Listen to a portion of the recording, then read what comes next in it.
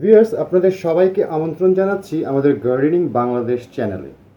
দর্শক, আমরা এখনও করোনা ভাইরাস কোভিড-19-এর কারণে প্রায় 2 মাসের উপরে লকডাউন সিচুয়েশানে আছি, যে কারণে আমরা কোনো নার্সারি ভিজিট করা বা কোনো গার্ডেনিং শপ ভিজিট করতে পারছি না। যে কারণে আমরা আমাদের বাড়িতে যে ছোট্ট বাগানটি রয়েছে, এই বাগানটির বিভিন্ন গাছ নিয়ে আপনাদেরকে আমাদের পার্সোনাল এক্সপেরিয়েন্সগুলো শেয়ার করার চেষ্টা করছি, যাতে আপনারা তাতে কিছুটা হলেও উপকৃত হবেন আশা করি। আজকে আমরা আপনাদেরকে দেখাবো মরিচ গাছ কিভাবে আমরা পটিং করি। সিডস থেকে চারাগাছ থেকে নতুন একটি পটে আমরা গাছটিকে পটিং করব, সেটি আপনাদেরকে দেখাবো। আশা করি আমাদের সঙ্গেই থাকবেন।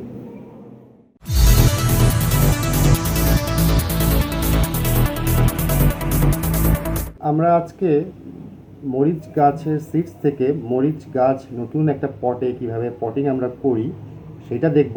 তবে আমরা এখনও যেহেতু লকডাউন সিচুয়েশানে আছি করোনা ভাইরাস কোভিড-19-এর কারণে, এই সিচুয়েশানে আমি সিড কোথা থেকে পেলাম এটার হিস্ট্রিটা আসলে জানা দরকার।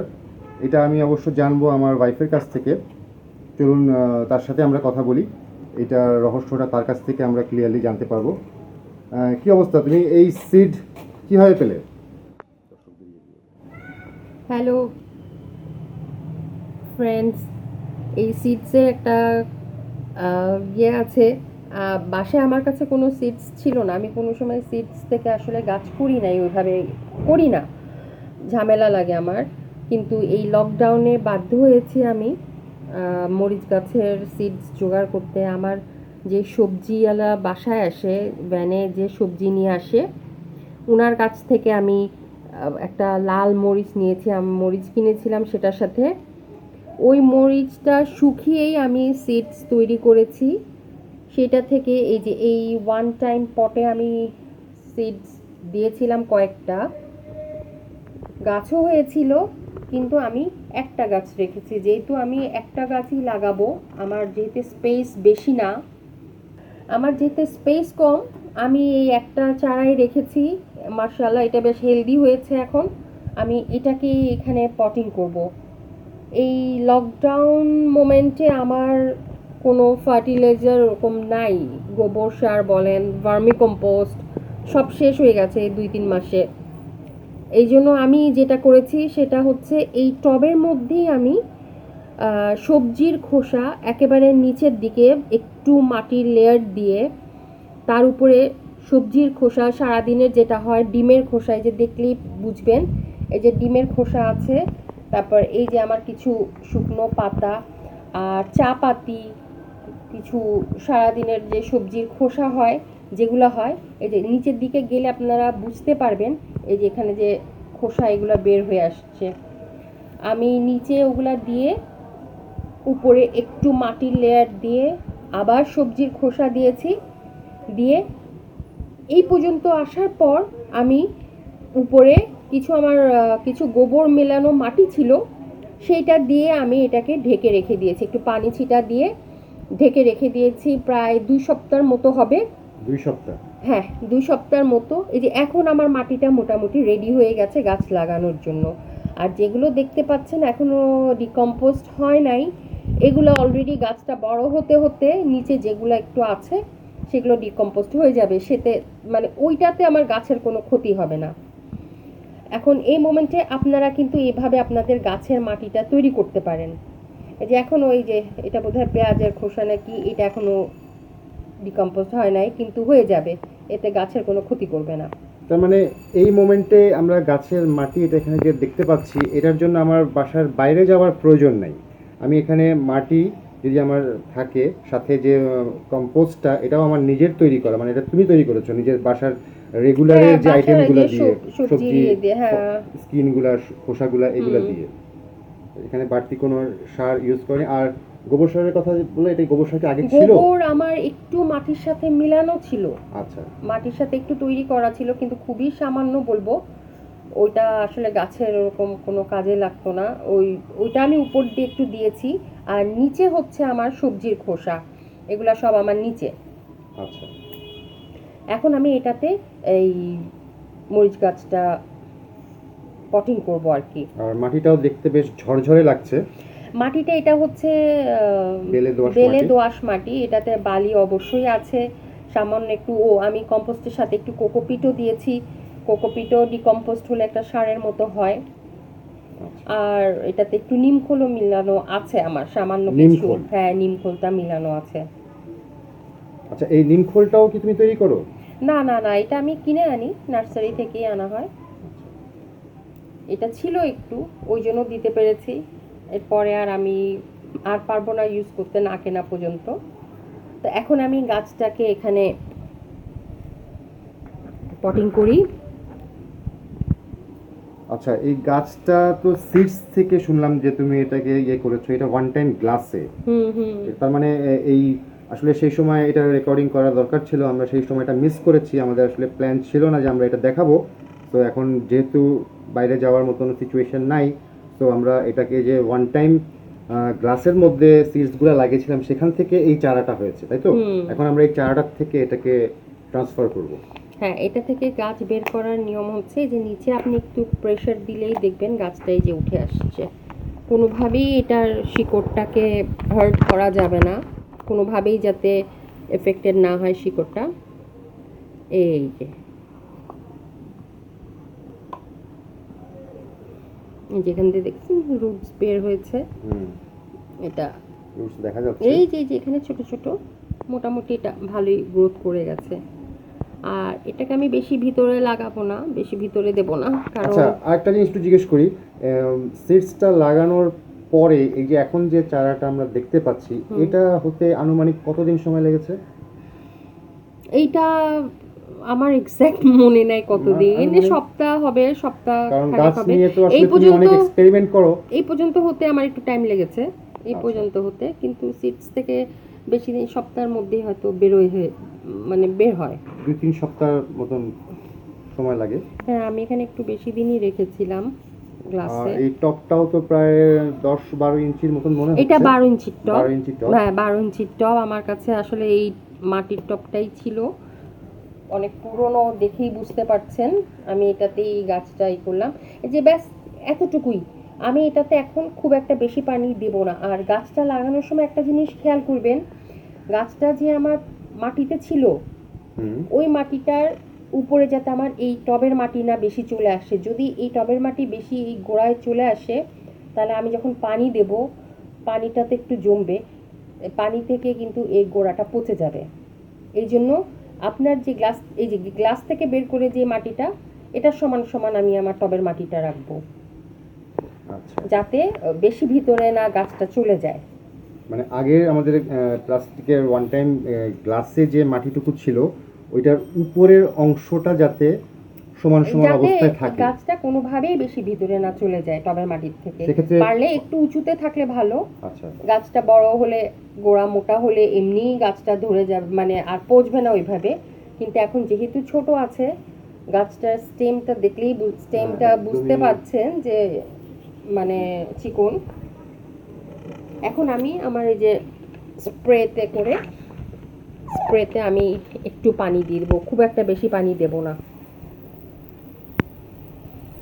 টব ভরে পানি দেব না, কারণ আমার গাছের তুলনায় টবটা বড় হয়ে গেছে, এই জন্য আমি বেশি পানি দেব না। এই একটু স্প্রে করে যতটুকু হয়, ব্যাস এতটুকুই পানি আমি দেব।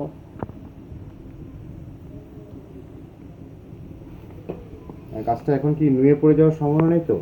না, ওরকম সম্ভাবনা নাই, কিন্তু তারপরেও আমি একটা দিয়ে দিব, স্টিক দিয়ে দিব, ছোট একটা লাঠি দিয়ে দিব, কারণ এখন বেশ বাতাস বাইরে। আর এই অবস্থা আমি গাছটাকে বাইরে রাখবো না, আমি শেডের নিচেই রাখবো।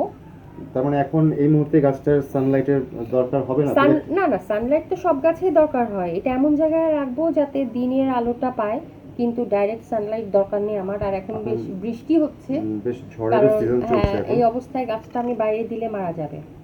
এটা আমি এমন জায়গায় রাখবো সকালের রোদটা যাতে পায়, ব্রাইট লাইটটা যাতে পায়। তাহলে আমার এই অবস্থায় কতদিন আমার একটু ইনডোরে রাখার প্রয়োজন হবে? গাছটা দেখলেই বোঝা যাবে। এখন যেহেতু আমি স্টিকটা দিয়ে রেখেছি, এটা আমার মনে হয় কয়েকদিনেই এটা একটু গাছটা হেলদি হয়ে যাবে, আর একটু হেলদি হয়ে যাবে। এখন তারপরে সপ্তাহ 1-2 পর আমি এটাকে বাইরে দিয়ে দিব। গাছটা দেখেই বুঝবো আমি যে গাছটাকে এখন বাইরে দেওয়ার মতো। আচ্ছা, আমরা চেষ্টা করব এই যে গাছটি যে আজকে পটিং করলাম এটার পরবর্তীতে এটার আপডেট দেওয়ার চেষ্টা করব যে গাছটি কতটুকু বড় হলো এবং অবশ্যই দেব। আমার মরিচ গাছে কেমন মরিচ ধরলো এটা তো আচ্ছা, তোমার তো অবশ্যই আরেকটা আপনাদের গাছ সাথে আমি শেয়ার করব। দেখেছি যে আরেকটা গাছে বেশ মরিচ ধরেছে, ওইটাও কিভাবে তুমি পটিং করে লাগানো? না, ওটা আমি নার্সারি থেকে নিয়ে এসেছিলাম। ওটা আচ্ছা। লকডাউনের বেশ আগে 3-4 মাস হবে গাছটার। আল্লাহর রহমতে অনেক হেলদি হয়েছে। চলো গাছটা আমরা দেখে আসি, আমাদের ফ্রেন্ডসদেরকেও একটু দেখাই গাছটা আমার কি অবস্থায় আছে। ওটা যে গাছটিতে প্রচুর মরিচ ধরা দেখলাম, যেটা আমরা দেখবো ওইটা লাগানোর সময় আমি তো খেয়াল করেছিলাম যে তুমি করলা এবং মিষ্টি কুমড়ার গাছও লাগিয়েছিলে, ওটার কি অবস্থা? ওটাও কি আমাদের দেখাবে? ওইটা তো আমি এই মরিচ গাছের সাথে ওটাও আমি ওই ভ্যান থেকেই নিয়েছিলাম ওটাও seeds করলা। থেকে করা? হ্যাঁ হ্যাঁ, ওগুলো সিডস থেকে করা। ভ্যান থেকে ওই যে করলা নিয়েছিলাম, ওর মধ্যে একটা করলা পাকা ছিল, লাল বিচি ছিল। আচ্ছা। ওই বিচিটাকে, ওই সিডসটাই আমি শুকিয়ে ওইটা লাগিয়েছিলাম। সুন্দর করলা গাছ হয়ে গেছে। মিষ্টি কুমড়াও তাই। এই মরিচ গাছের সাথে সাথে ওগুলাও লাগিয়েছিলাম, কিন্তু ওই গাছগুলো এখন অনেক বড় হয়ে গেছে। আমার মরিচ গাছটা এখনো পর্যন্ত ছোট হয়ে রয়েই গেছে। আচ্ছা, তার মানে আমার যেটা মনে হচ্ছে যে তুমি গাছ নিয়ে সবসময় একটা এক্সপেরিমেন্টের মধ্যে থাকো। আমাদের দর্শকদেরকে সেটাও দেখাতে হবে, দেখাতে চাচ্ছি আমরা আসলে যে ওই মিষ্টি কুমড়া এবং করলা গাছটা সিডস থেকে যেটা আমার ওয়াইফ লাগিয়েছে, আমরা চলুন দেখে আসি ওই গাছ দুটোর এখন কি অবস্থায় আছে। হ্যাঁ অবশ্যই, চলো। চলো দেখে আসি।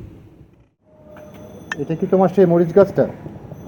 হ্যাঁ, এটাই সেই মরিচ গাছ যেটা ঠিক লকডাউনের আগে কিনেছি, ফেব্রুয়ারি মাসে কেনা। বেশ বড় হয়ে গেছে গাছটা। হ্যাঁ, এই কয়েক মাসে বেশ বড় হয়ে আর কত মরিচ ধরেছে এটাতে। এই মরিচগুলো থেকে ঝাল আছে? আমার তো মনে হয় না। এই মরিচটাতে একেবারেই ঝাল নেই। এটা কি মরিচ আমি নিজেও জানি না, এটা কি, কিন্তু খেতে মজা। এটা নার্সারি থেকে চারা নিয়ে এসে তুমি লাগিয়েছো না? হ্যাঁ, নার্সারি থেকে চারা আনা। দেখতেই পাচ্ছেন দর্শক, এটা আমাদের ছাদের বাগানের একটা মরিচ গাছ। অনেক মরিচ ধরেছে, ছোট ছোট সাইজের মরিচ। আচ্ছা, এই মরিচ গাছটা লাগানোর পরে এই পর্যন্ত তুমি কি কখনো দেখেছো এই মরিচ গাছটাতে কোনো রকমের অসুখ হয়েছে বা রোগে আক্রান্ত হয়েছে? মরিচ গাছের একটা মানে খুব পোকা লাগে। একটা হচ্ছে মাকড় পোকা বলে, আর একটা চোষক পোকা। এটা কম বেশি সব মরিচ গাছেই ধরে, যেটাতে পাতা কুঁকড়ে যায় মরিচের। আমিও এটার খুব সমস্যায় পড়েছিলাম এই গাছ নিয়ে। আচ্ছা, মাকড় পোকাটা কি পাতাটা উপরের দিকে কোঁকড়ে যায়? হ্যাঁ, মাকড় পোকায় পাতাটা একটু উপরের দিকে কোঁকড়ায় আসবে, আর চোষক পোকায় পাতাটা নিচের দিকে কোঁকড়াবে। আচ্ছা, এইরকম যদি কারোর গাছে পোকার আক্রমণ হয় সেক্ষেত্রে সে কি করবে? তুমি কি করেছিলে? আমি যেটা করেছি সেটা হচ্ছে, আমি দেখাচ্ছি। আমি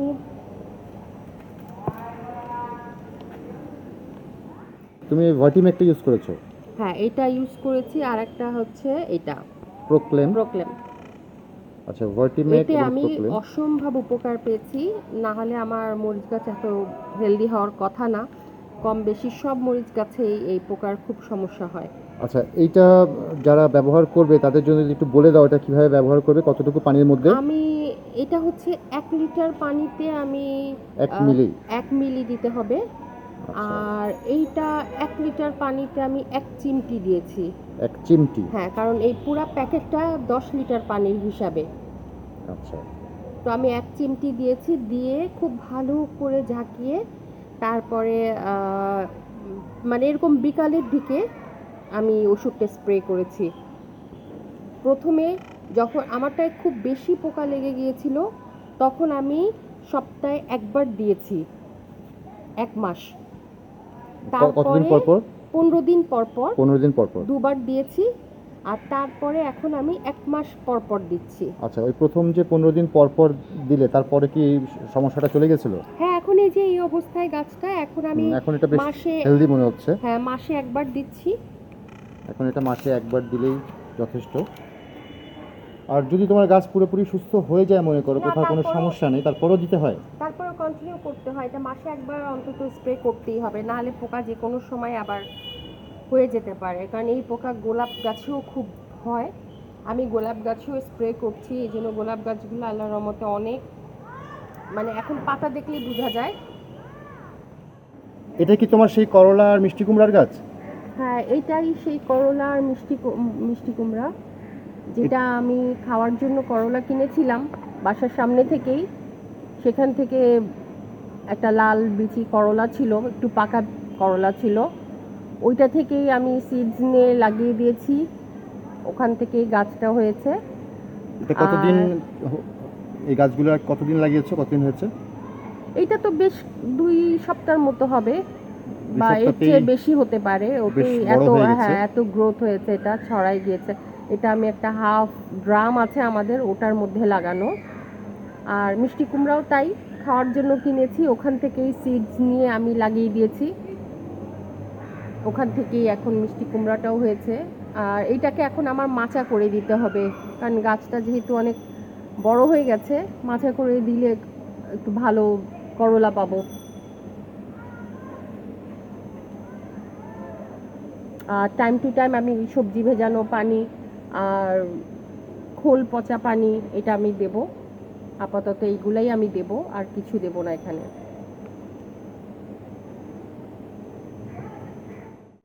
ভিউয়ার্স, আমরা করলা গাছ এবং মিষ্টি কুমড়া গাছ দেখলাম, তবে আমরা আবার মরিচ গাছটাতে ফেরত আসলাম, কারণ আমার এখনও কিছু প্রশ্ন রয়ে গেছে। আচ্ছা, তুমি এটাতে কি ধরনের সার ইউজ করবে বা দিয়েছো কিনা বা কতদিন পরে দিবে, এটা কিন্তু আমাদের এখনো বলোনি। এটা এই গাছটার সম্পর্কে আমাদেরকে এইটুকু জানাও যে এই গাছটার কি কি যত্ন এই মুহূর্তে তোমাকে নিতে হবে। এখন আমি আপাতত আর কিছুই নেব না, এটা সবে মাত্র যে দিলাম। আর আমি যে মাটিতে গাছটাকে পটিং করলাম, অলরেডি এখানে কিছু গোবর আছে, গোবর সার আছে, কম্পোস্ট আছে, এই যে কম্পোস্টে লাগালাম। আপাতত আমি 2-3 সপ্তাহ এই গাছটাতে আমি আর কিছুই ইউজ করব না ফার্টিলাইজার। তারপরে যখন গাছটা একটু বড় হয়ে যাবে, তখন আমি এটাতে আম, আমি মেনলি যেটা এখন ইউজ করছি, এই লকডাউনে আমি বেরোতে পারছি না, আমি সবজির পানি হয়তো দেব একটু, ভিজিয়ে রেখে যে সবজির পানি দিয়ে লিকুইড ফার্টিলাইজার যেটা তৈরি করা হয়। এটাও কি তুমি নিজে করো? হ্যাঁ, ওটা নিজেই করি, সবজি ভিজিয়ে ওটা করি, ওটাও আমি ফ্রেন্ডসদের সাথে শেয়ার করব। তাহলে তোমার আমি লিকুইড ফার্টিলাইজারটা তুমি কিভাবে বানাও, আমরা সেটাও আমাদের পরের একটা ভিডিওতে দর্শকদেরকে দেখানোর হ্যাঁ চেষ্টা করব। অবশ্যই দেখাবো আমি। আর এখন আমি যেটা করি, আমার এখন এই সবজি ভিজিয়ে যে ফার্টিলাইজারটা তৈরি করব, ওইটাই আমি খুব পাতলা করে এই গাছটাতে দেব। 10 দিন পর হয়তো, তারপরে হয়তো 10 দিন পর পরই দিলে এনাফ, গাছ দেখেই বোঝা যাবে। এখন আপাতত আমি এখন কিছুই দেব না। মানে আমি যে 1 সপ্তাহ 2 সপ্তাহ এটাকে ইনডোরে একটু কেয়ার নিব, এই টাইমটাতে এটাকে আমি না, আমি আর নিজের মতন দিচ্ছি করে না। বড় হতে দেব। হ্যাঁ, বড় হতে দেব। আর পানির ব্যাপারে খুব সাবধানে থাকতে হবে, এটাতে আমি কোনো মগে করেও পানি দেব না। তাহলে পানিটা এটাতে কিভাবে দেওয়া আমি হবে? ওই যে স্প্রে করে একটু ভিজিয়ে দেব, যখন শুকিয়ে যাবে এদিক দিয়ে। আর একেবারে গাছেও দেব না, আমি পাশ দিয়ে ভিজিয়ে দেব, কারণ শিকড় তখন অলরেডি মানে ছড়ানো শুরু হয়ে যাবে। 1-2 সপ্তাহ মধ্যে? হ্যাঁ, কারণ আমি গোড়ায় দিলে এটার এই গোড়া পচে যাওয়ার সম্ভাবনা একেবারে 100%, এই জন্য আমি এই অবস্থায় পানিটা খুব বুঝে দেব। আচ্ছা, আমাদের অনেক দর্শকেরই এটা আমাদের কাছে কোশ্চেন করে বা কমপ্লেন করে যে তারা বাসায় গাছ নিয়ে লাগায়, বাট গাছটাকে তারা বাঁচাতে পারে না। তো এই ক্ষেত্রে তোমার কি মনে হয় যে পানির ব্যাপারটা খুব বেশি ইম্পর্টেন্ট? অতিরিক্ত পানি এটা দেওয়ার ফলে নষ্ট হয়ে যায়, মোটামুটি, গোড়া পচে যেতে পারে, এই ধরনের কিছু? হ্যাঁ এটা মোটামুটি সব গাছের জন্যই, কারণ আমরা যারা বাগানি আছি, শখের বাগানি বলবো, ব্যালকনিতে করি, অতিমাত্রায় গাছের যত্ন নিয়ে ফেলি। এটা প্রথম প্রথম আমারও হয়েছে, গাছ দেখলেই মনে হয় যেন পানি দিই, একটু পানি দিই, ওটা দিয়ে আমার ভালোবাসাটা দেখাই গাছকে। কিন্তু এই পানিটাই গাছের জন্য ক্ষতি হয়ে যায়। আর বিশেষ করে ইনডোরে যে গাছগুলা থাকে, ওগুলাতে পানি খুবই কম লাগে, খুবই। ওই পানি খুব বুঝে দিতে হবে। বেশি মাটি ভেজা ভেজা থাকলে গাছ শিকড় পচে যাবে, গোড়া পচে যাবে, ওইভাবে গাছ মারা যায়। কিছু ইনডোর প্ল্যান্ট যেগুলো আছে, যেগুলোতে পানি একেবারেই লাগে না খুব একটা, যেমন স্নেক প্ল্যান্ট, এটাতে পানি ওইভাবে লাগেই না। স্নেক প্ল্যান্টকে আমি অনেক মানে রুড অবস্থায়, যেটাকে একেবারে খুব নিষ্ঠুর অবস্থায় আমি রাস্তার মধ্যে দেখেছি, যে মনে হয় কয়েক মাস ধরে পানি দেওয়া হয়, তারপরও স্নেক প্ল্যান্ট বেঁচে থাকে। হ্যাঁ, স্নেক প্ল্যান্ট বেঁচে থাকে। আমি আমার গাছগুলো তো আমি যতক্ষণ না পানি মাটি শুকায় ঝুরঝুর হয়ে যায় ততক্ষণ আমি ওটাতে পানি দিই না।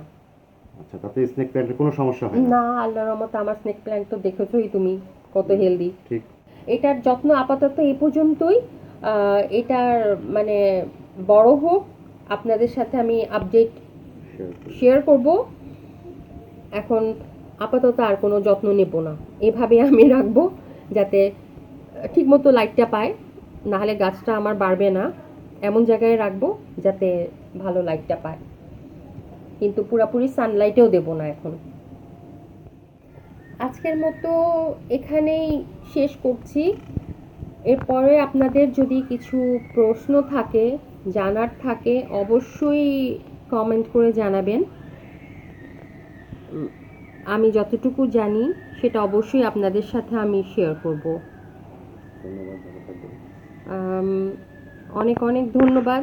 আপনারা ভালো থাকবেন, সুস্থ থাকবেন এবং বাসায় থাকবেন। আল্লাহ হাফেজ।